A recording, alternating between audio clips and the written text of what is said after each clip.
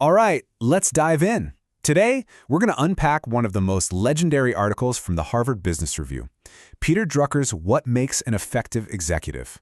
We're boiling down decades of his wisdom into 8 core practices that are honestly just as powerful today as they were back then. And we're going to kick things off with a question that, might feel a little personal. So, let me ask you something. Do you ever get that little nagging feeling that maybe you're just not a born leader? That you're missing that charisma, that secret ingredient for success? Well, that's a super common fear, but according to Drucker, it's also completely wrong. And this quote just nails it. Drucker said the most effective leaders he ever met were all over the map. I mean, some were the life of the party, others were practically hermits. The big takeaway here is that your personality type, it has absolutely nothing to do with how effective you can be. So, if it's not about personality, then what is it about? Well, Drucker's whole idea is actually pretty simple.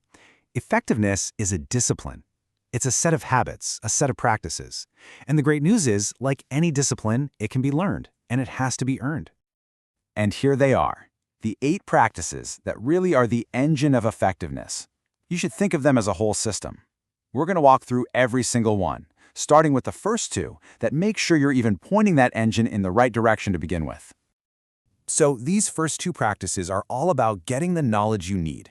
It's that critical first step, aiming before you fire. It makes sure all your hard work is actually productive, not just busy.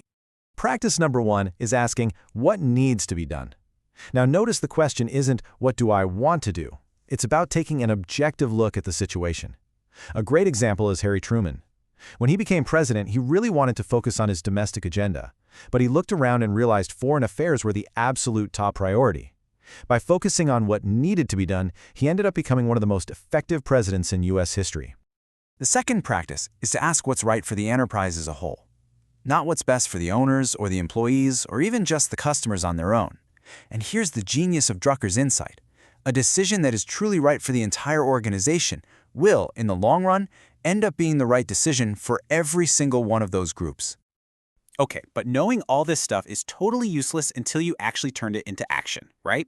So this next set of practices is all about execution, turning those brilliant plans into reality. Your action plan is basically your roadmap. First, you got to define the results you're shooting for. Then, think about the constraints. Is this legal? Is it ethical?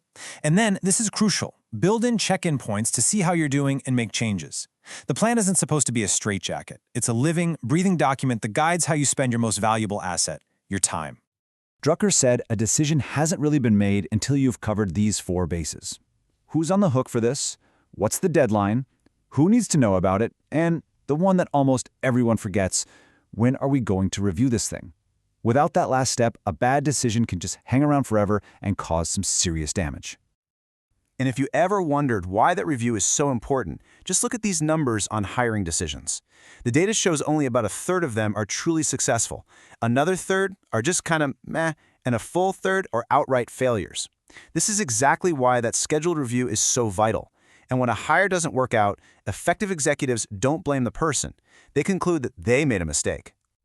Next up is communication. And look, this isn't just about managing down to your team. Effective executives make sure their plans and what they need to know are understood by everyone, their boss, their team, and their colleagues on the same level. It's about creating a 360-degree flow of information. Ooh, this one is one of my favorites. Drucker makes such a sharp distinction here. Solving problems? That just prevents damage. It gets you back to zero. But jumping on opportunities? That's what actually produces results in growth. So where do you put your best people? Not on fixing problems, you put your absolute best people on your biggest opportunities. But of course, being effective isn't a solo sport.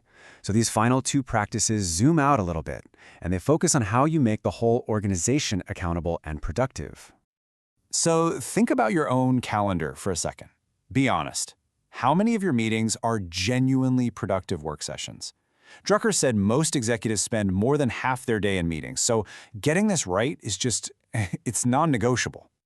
The key here is to decide the purpose of the meeting before it even happens and then stick to that format. Are you there to make a decision, to share information? Once you've done that, the meeting is over. Get out of there. The absolute master of this was Alfred Sloan over at GM. After every single meeting, he would immediately send out a memo summarizing what was decided and who was doing what. That simple follow-up is what drove everything forward. This final practice sounds so simple, but man, it is profound. Effective executives get that their authority isn't just a right that comes with a job title. It's given to them by the trust of the organization. And that's exactly why they always think about the organization's needs first, before their own. They think and they say, we. So, we've gone through the 8 practices, but in his article, Drucker left us one final piece of advice, a practice so critical that he basically called it a rule.